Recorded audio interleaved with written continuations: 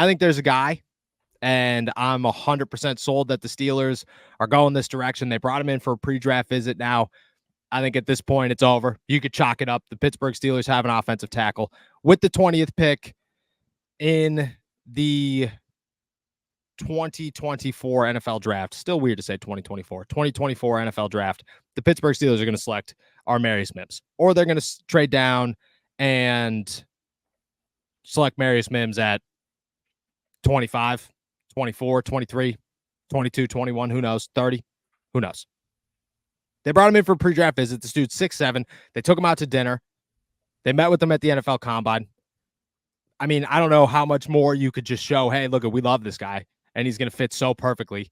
We've talked about the offensive tackle many, many times when it comes to the Steelers' draft needs and why they replace him, why they replace Dan Moore, and it just makes too much sense. But I think at this point, we could chalk it up.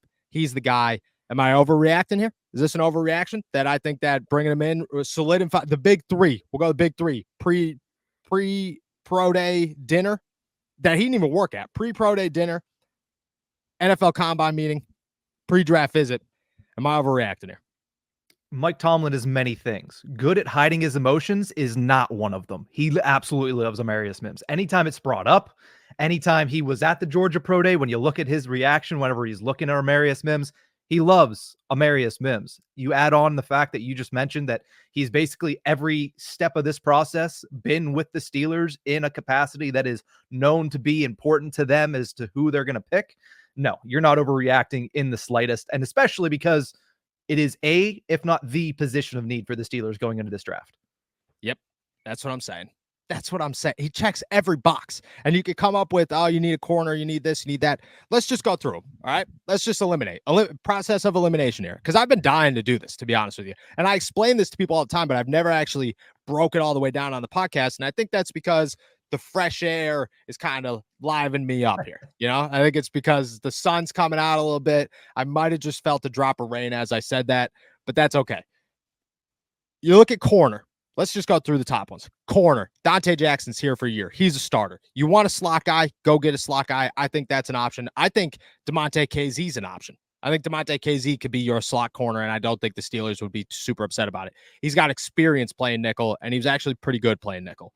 You need a slot corner. I think you could find a slot corner. Dante Jackson's your starter on the outside. So that allows you to do something as crazy as go draft MJ Devonshire out of Pitt in the 4th round or the 5th round and feel good to see if you could turn him into something, if you could turn Corey Trice into something. There's no pressure to get an immediate starter right now at corner. Next season, 100%. This year, there's not. And I'm not saying that you don't draft a corner. I'm trying to detail why these may not be first-round picks. You go center. I mean, there's no excuse for center, but I think that you could get a center in the 2nd round, and I think you can move up for center. And I don't think Jackson Powers Johnson's going to be there at 20, and that's the only center like worth drafting at 20. You're overdrafting if you're going Barton or Frazier at 20. You can't make an excuse for center. Wide receiver, you could find a wide receiver almost anywhere in this draft. You could find a wide receiver in the 2nd round. You could probably find a wide receiver in the 3rd round. I mean, we've talked about some mid-round guys that we're like, yeah, they could come in here and it can be an immediate guy. I think Tyler Boyd, that's gone. I think that's over. I don't think they're going to add anybody else at this point. Maybe somebody like real sleeper, but I think they have their roster.